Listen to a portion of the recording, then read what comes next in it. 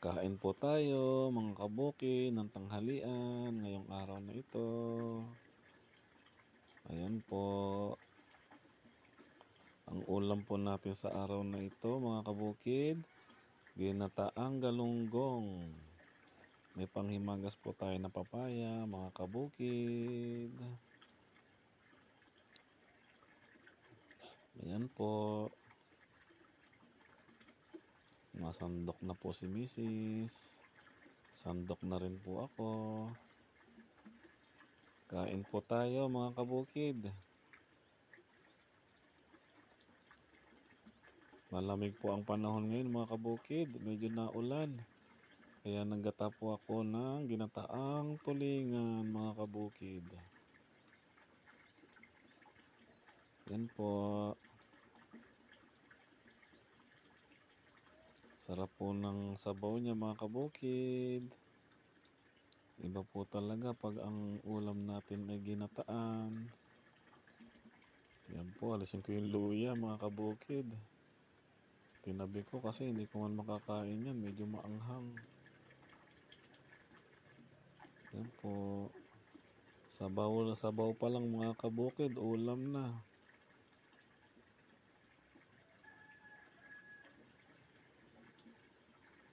Kaya po mga kabukid, samahan niyo po kami habang kumakain.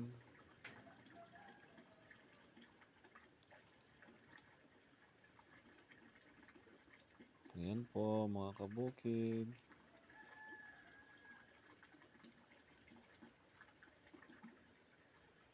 Kain-kain lang po tayo.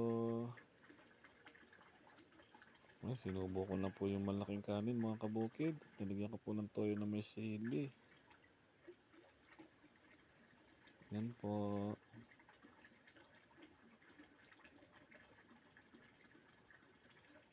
Medyo napapalaban po tayo sa pagkain ngayon mga kabukid. Pag po ginataan talaga po ang ulam natin, napapalaban tayo sa pananghalian mga kabukid. Malamig pa naman ang panahon ngayon. Dito maulan sa aming probinsya mga kabukid. Kaya ganadong-ganado kumain. Tas naglasyo po ako dun sa taas kasi yung tubig po malakas ang agos. Kaya pagkatapos po maglasyo at magbasa ng ulan at maligo, ito po, kumakain po. Mapapalaban na naman po tayo kapag ganito pong umuulan napapalakas ang kain natin mga kabukid. Ayan po. Meron pa akong isang bisita sa likod mga kabukid. Bigyan ko po siya ng ulam at kanin at papaya. Ayan po mga kabukid. Paubos na ang ating kinain. Medyo nabitin pa po. Magsasandok pa po ako mga kabukid. Pasensya na po kayo mga kabukid. Napalakas po ang ating kain.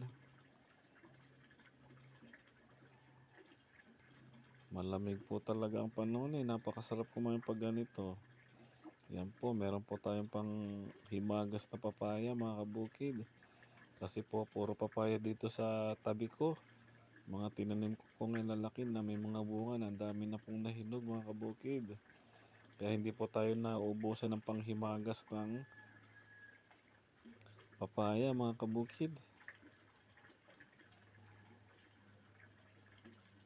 Mga gulayan po natin dyan sa likod.